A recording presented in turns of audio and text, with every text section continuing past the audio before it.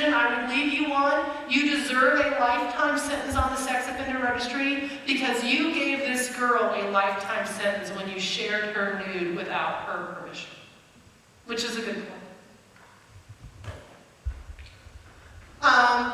We have not had kids until about the last 18 months get charged for asking, but what I see now is county attorneys charging kids under the child abuse statutes. It is child abuse if you knowingly or intentionally permit a child to be placed in a situation to be sexually exploited by allowing or encouraging the child to engage in obscene or pornographic photography. Do you see how they get there?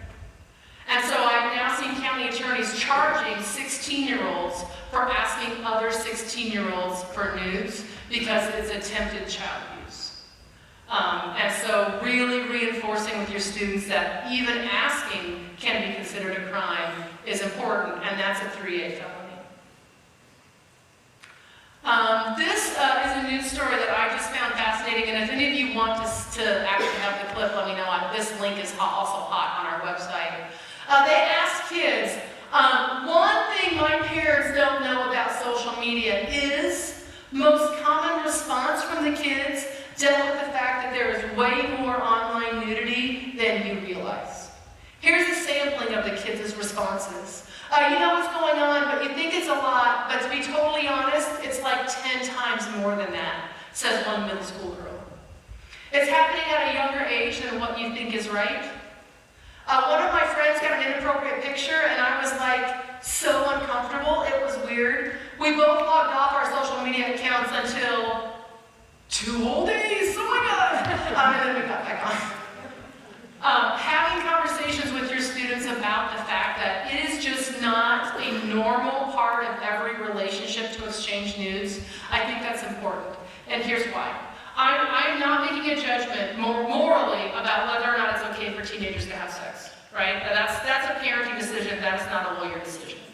But if we have the assumption that it is part of a normal romantic relationship for students to exchange nudes, we are encouraging them to commit Class 3A or Class 4 felonies.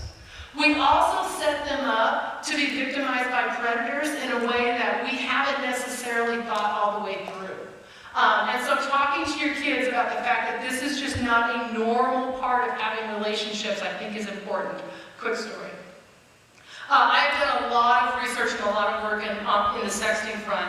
And I was doing my very first set of slides, probably, well, it was 9 years ago because Anna was 13.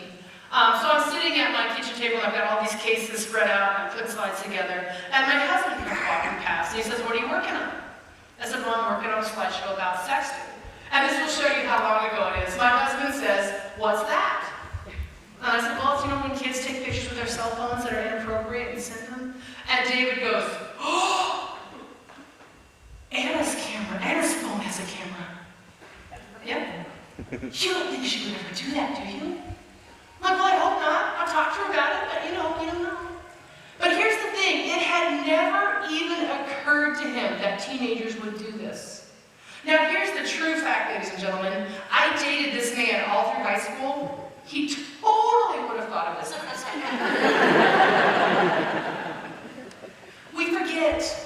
We forget how old 16 feels when you're in it, right? We forget what it's like, you know, to have that first, "Oh my God, I love you." And by forgetting that, I think we do our kids a tremendous disservice. So talking about the fact that obviously having romantic feelings for somebody else is okay, but crossing over into felony land, you know, don't make that crazy attorney come back up to Central City.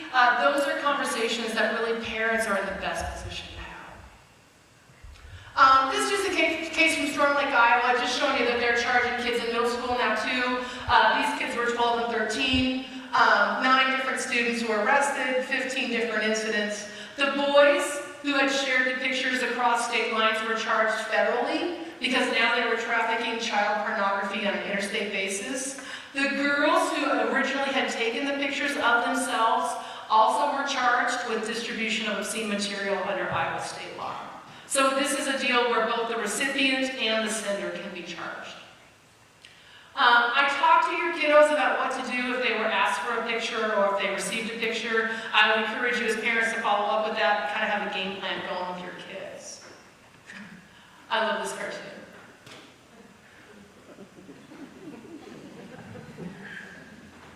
I want to finish up by talking a little bit about some internet safety issues, and I want to spend a minute talking about this case from Falls City.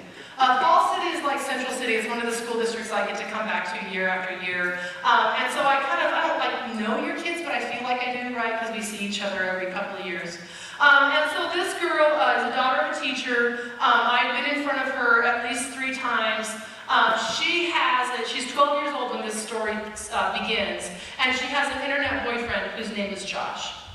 And mom and dad know about the boyfriend. They have no problem with it. In fact, I think dad is kind of happy that he's a virtual boyfriend because, the chances of the kid having to be shot with a gun by dad is lower, right?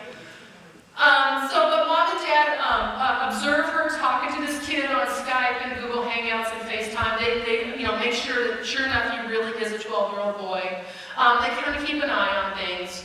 Unbeknownst to mom and dad, Josh tells this girl, if we're going to be boyfriend-girlfriend, you know what boyfriends and girlfriends do, right? Boyfriends and girlfriends, they all exchange nudes. That's what you do. And the girl initially says no. But he keeps after her, and eventually she sends him a couple pictures that are inappropriate. Nothing happens. She and the boy continue this conversation, continue to talk to each other. Like 6 weeks go past, and eventually the boy says, hey, it's really sad that I'm in Utah, which is where he lived. I'm in Utah and you're in Nebraska. We're never going to meet each other in real life. But my uncle is going to be in Falls City for work. And he's really cool. Would you like to meet him? She's like, No, he's a really great guy. It'll all be cool. And so this little girl thinks that she's being smart. She says, okay, but I'll only meet him in a public place right after school. So in Falls City, if you've ever been to their middle school, like kitty corner down the street just a little bit is like a Casey's. And so kids all bust out over there when school's out to go buy their Laffy Taffy or whatever, right? And so she says, I'll meet him at Casey's at 3:30, and she takes 2 friends with her, like as wingmen. So she goes to the Casey's, he's sitting there, and so her friends go and buy whatever, and she sits down and talks to the uncle for a little bit. He seems perfectly normal. And then she says, okay, well, I gotta go. And as she's getting ready to leave, he pulls out his cell phone. And on his cell phone are the pictures that she sent Josh. And the uncle says, you come with me. And don't you raise a stink with your friends, or I'll show them these pictures. Girl knows that her mom will freak if mom finds out about these pictures. Girl goes with him. He takes her to a local hotel. He does stuff with her that she doesn't want to do. He came back to town 2 more times.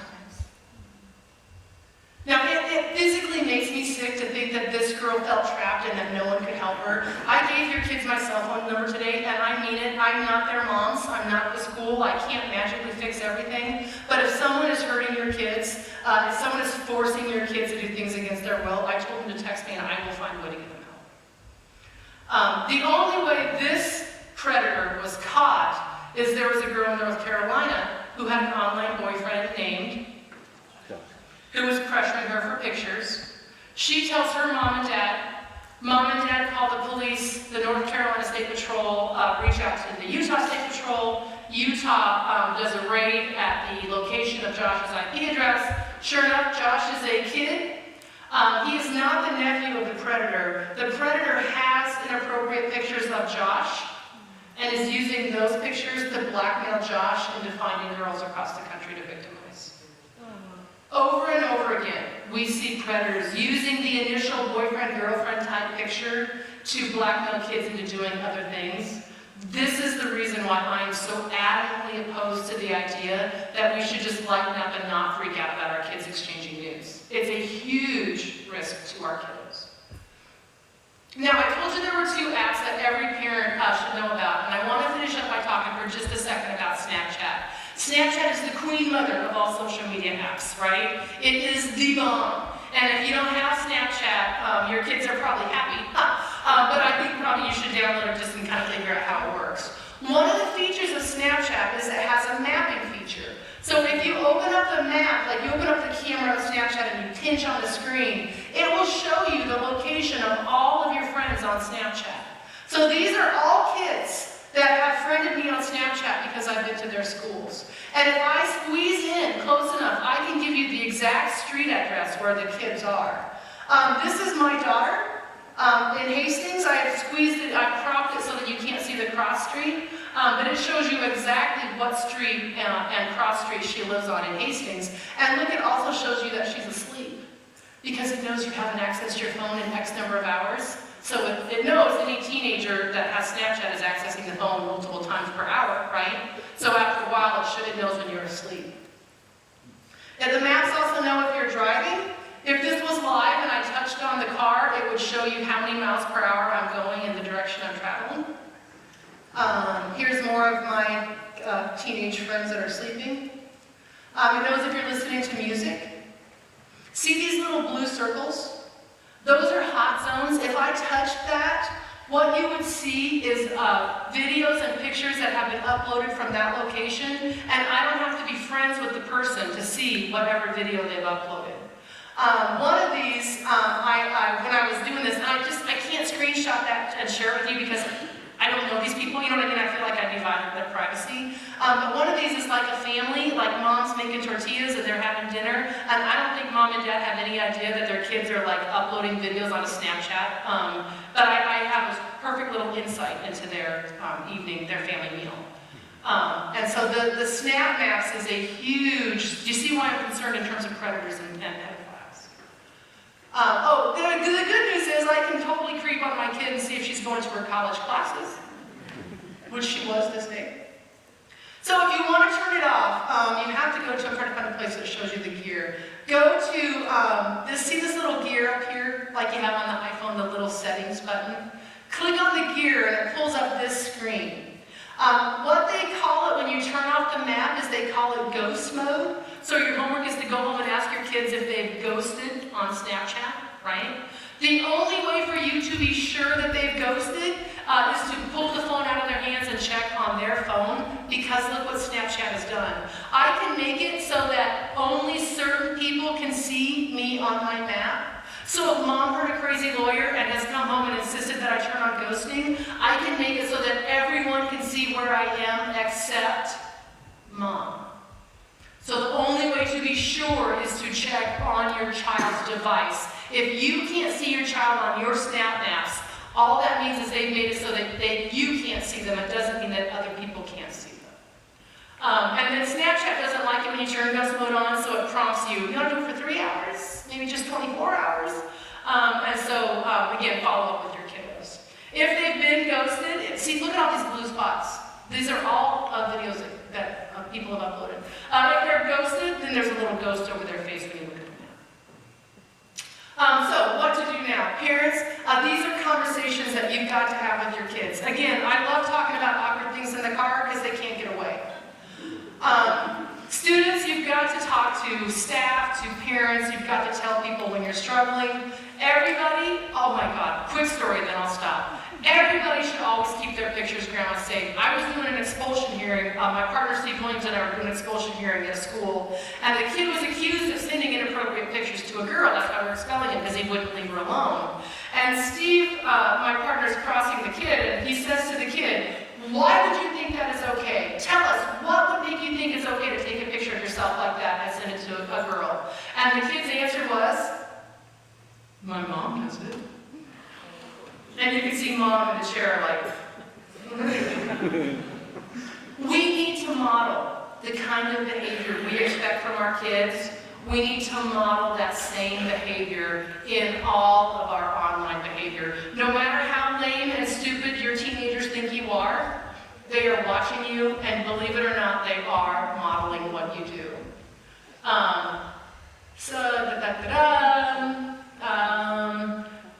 Last thing, I love this. I'm not crazy about Scott Frost. I mean, I don't think we're going to win more than 5 games this year. I'm sad about it, but I love this quote from Scott Frost. He says, "I'll tell you this right now, if there's anything negative about women, if there's anything racial or about sexuality, if there's anything about guns or anything like that, we're just not going to recruit you, period.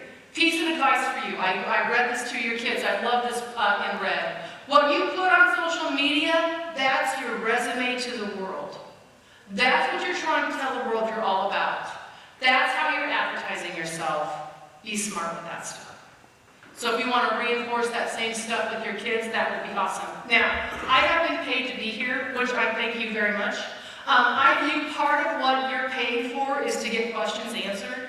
So I'll stick around and answer questions, but if you have stuff come up with your kids, I can't be your lawyer, I represent the school. But if you need resources, if you need help, if you reach out to me, I will try to get you a referral or more information. I do that as part of my job, having been here tonight. So if you reach out to me, there's no charge for that, I've already been paid for it, and if I can help you, I certainly will. Thank you guys, have a fantastic school year, and